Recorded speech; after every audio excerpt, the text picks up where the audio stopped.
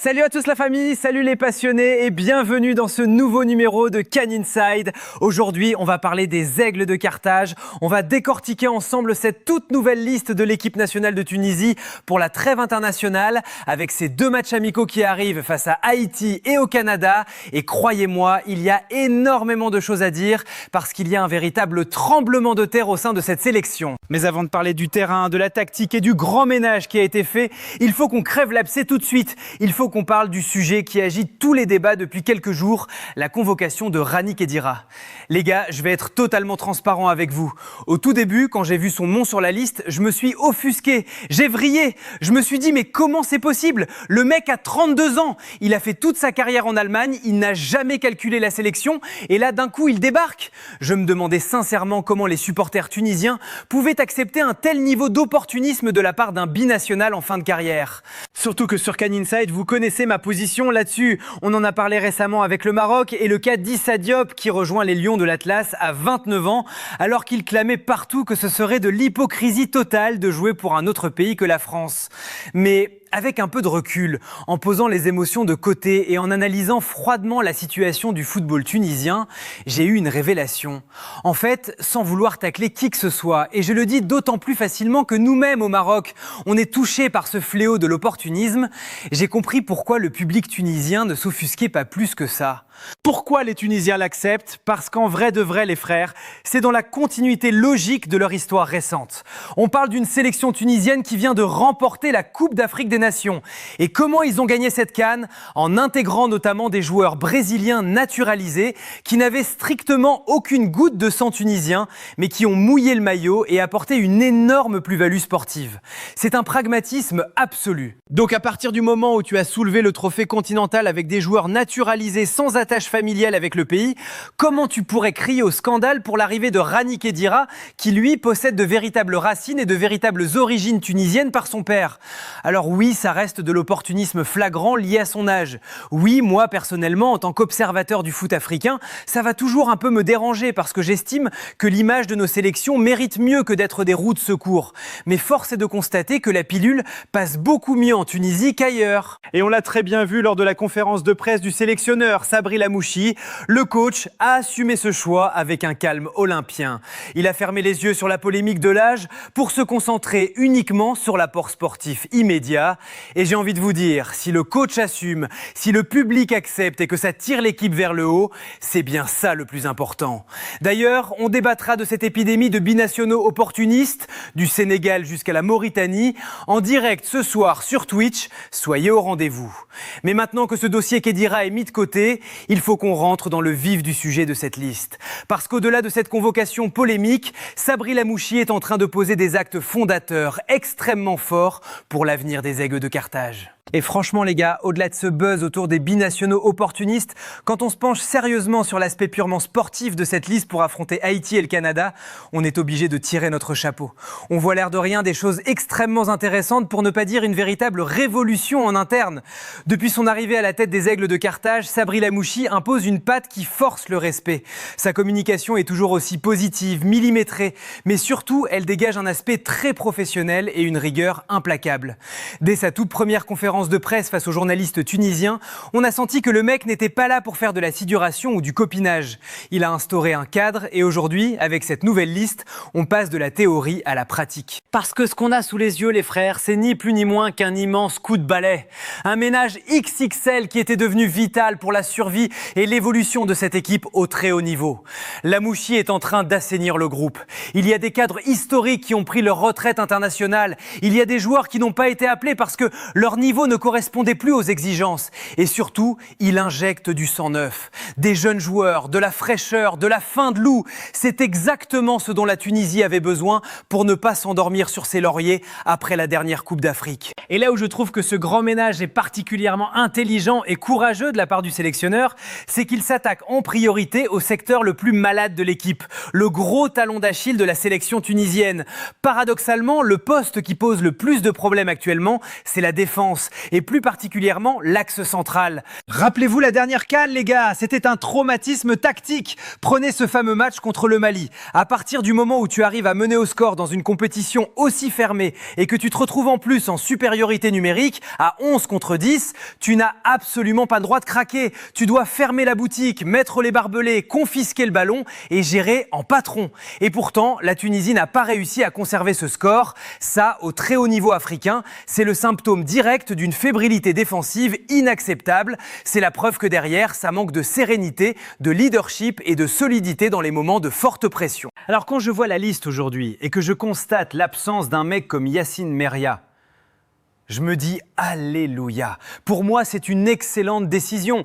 Meria a fait une entrée catastrophique contre le Mali. Sa responsabilité était directement engagée sur le but encaissé. Il fallait trancher dans le vif et Lamouchi a eu le cran de le faire. Il a viré ceux qui n'apportaient plus d'assurance technique. Mais attention, toutes les absences en défense ne sont pas des sanctions sportives.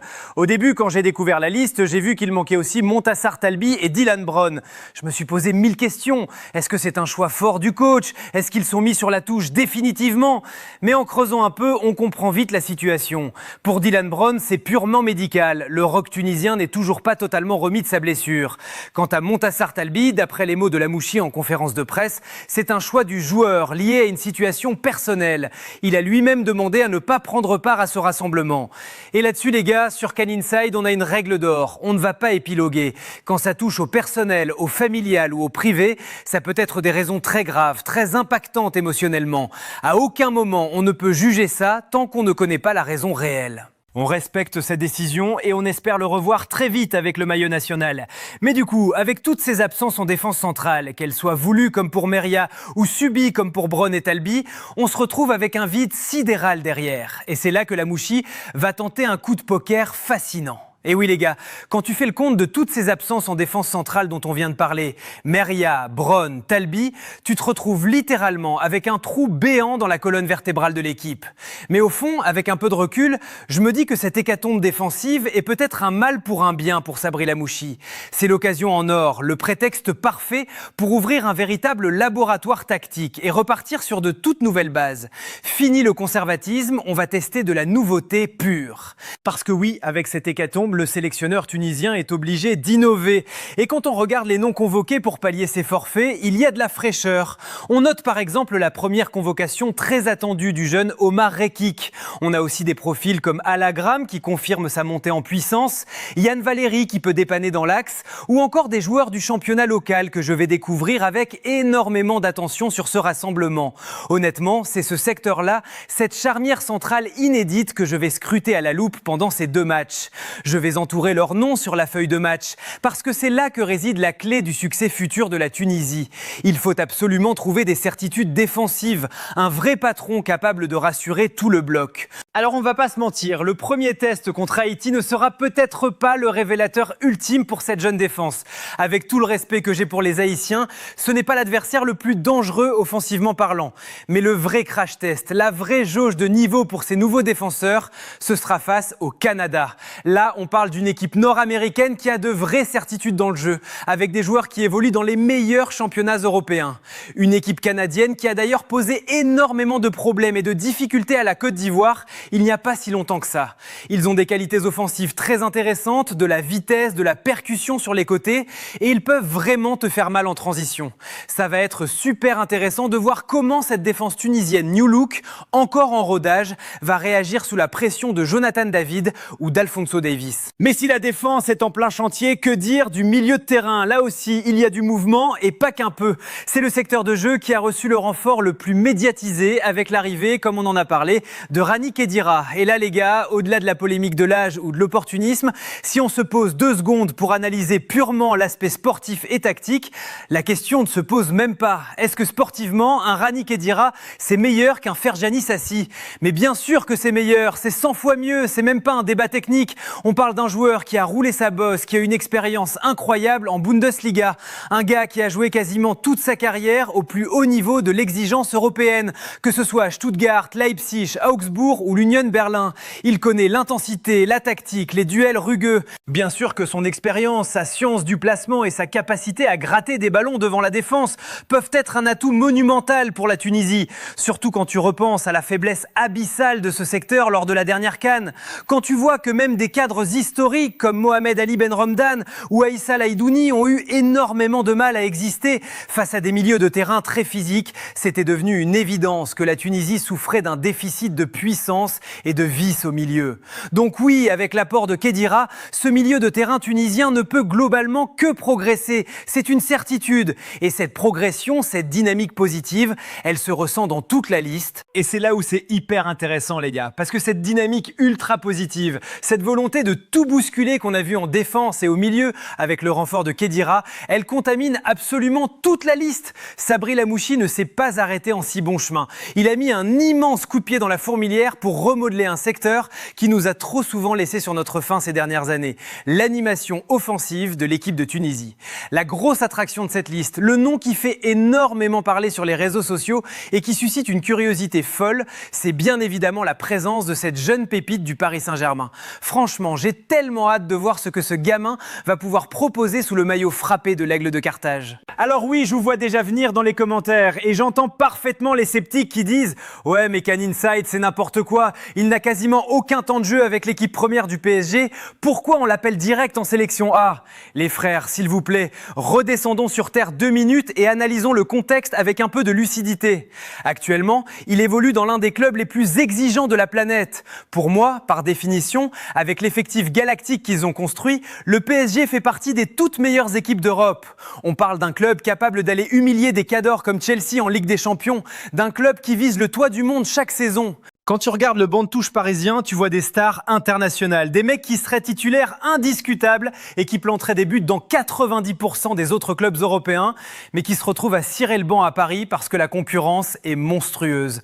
Alors comment voulez-vous qu'un très jeune joueur qui sort à peine du centre de formation arrive à grappiller du temps de jeu et des minutes régulières au milieu de toutes ces superstars? C'est mission impossible à court terme. Mais attention, ce n'est pas parce qu'il ne joue pas titulaire tous les week-ends au Parc des Princes qu'il est mauvais ou qu'il n'a pas le niveau international. Ça n'a absolument rien à voir. Son talent intrinsèque, sa technique en mouvement, sa vision du jeu, tout ça est bien réel. Et c'est exactement ce genre de profil insouciant et percutant qui va apporter une imprévisibilité totale à l'attaque tunisienne. C'est le symbole parfait de ce vent de fraîcheur voulu par le nouveau sélectionneur. Et il n'est pas le seul. On a vu d'autres très jeunes joueurs appelés devant.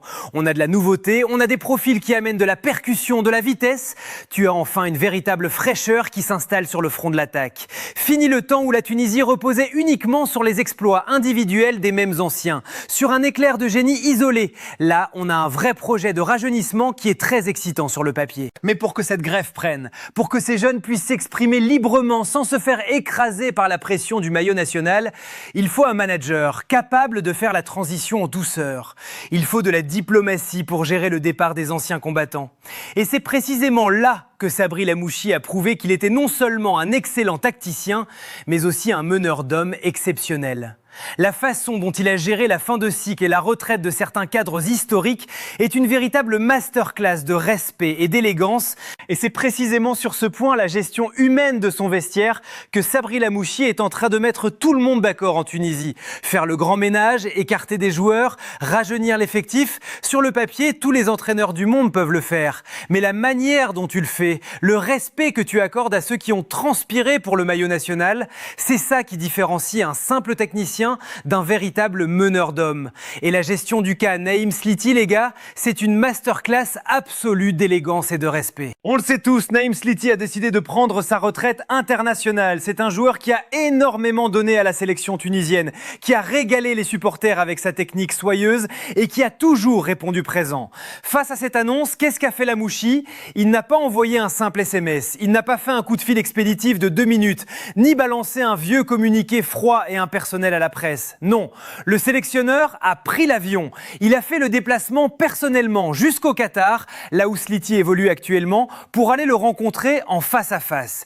Il a pris le temps d'aller le remercier, les yeux dans les yeux, pour l'ensemble de son œuvre sous le maillot des Aigles de Carthage. Et juste derrière, il en remet une couche en conférence de presse publique en lui rendant un hommage appuyé devant tous les journalistes tunisiens. Franchement, chapeau bas, c'est la grande classe. On peut dire ce qu'on veut sur Lamouchi, on jugera ses résultats tactiques sur le long terme, mais dans sa communication, dans son patriotisme et dans le respect de l'histoire du football tunisien, il a tout compris. Il montre aux jeunes qui arrivent que le maillot de la Tunisie se respecte et que l'institution n'oublie jamais ceux qui l'ont servi. Et ce respect de l'écosystème tunisien, il le prouve aussi d'une autre manière, sur un point où il avait été très critiqué au tout début. Souvenez-vous, lors de sa première conférence de presse, il avait eu l'honnêteté presque déroutante d'avouer qu'il n'était pas très à l'aise avec sa connaissance du championnat local tunisien. Il avait dit la vérité, sans langue de bois. Beaucoup lui étaient tombés dessus en disant « Comment un sélectionneur national peut-il ignorer notre championnat ?» Eh bien, regardez la réponse d'un grand professionnel. Plutôt que de rester dans sa tour d'ivoire en Europe à ne scouter que les binationaux, il a fait le travail. Il a pris son bloc-notes, il s'est rendu dans les stades en présentiel, il a été voir les matchs du championnat de Tunisie de ses propres yeux. Et le résultat est là. Concret, noir sur blanc dans cette nouvelle liste, il a convoqué des joueurs locaux. Il a envoyé un message très fort à tous les joueurs de Ligue 1 tunisienne. Si vous êtes performant le week-end, la porte de l'équipe nationale vous est grande ouverte. C'est extrêmement positif et prometteur pour l'avenir de la Tunisie. On se retrouve donc aujourd'hui avec un cocktail explosif, un grand ménage assumé, des binationaux d'expérience comme Khedira qui viennent stabiliser le milieu, des pépites insouciants devant comme le jeune crack du PSG, et des joueurs locaux qui ont les crocs. Je vous le dis les frères, ces deux matchs contre Haïti et surtout ce grand test face au Canada, avec leur armada offensif, ça va être super intéressant à suivre. On va scruter cette nouvelle défense centrale à la loupe, on va regarder l'animation offensive et on va voir si la patte Lamouchi commence déjà à transformer cette équipe sur le terrain. On a vraiment hâte de voir ça. C'est tout pour cette analyse de la liste tunisienne, la famille. C'est à vous de jouer dans les commentaires, le débat est ouvert. Que pensez-vous du grand ménage de Sabri Lamouchi et de l'éviction de joueurs comme Meria? L'arrivée de Rani Khedira à 32 ans, opportunisme scandaleux ou renfort pragmatique indispensable? Pensez-vous que cette équipe New Look peut tenir le choc face à une attaque canadienne redoutable? Lâchez-vous dans les commentaires, je lirai et je débattrai avec un maximum d'entre vous. N'oubliez pas de liker la vidéo pour soutenir la chaîne, abonnez-vous et activez la cloche pour ne rater aucun décryptage du football africain. On se retrouve ce soir à 23h30 sur Twitch pour le grand live. D'ici là, prenez soin de vous et de vos proches. C'était Can Inside. À très vite.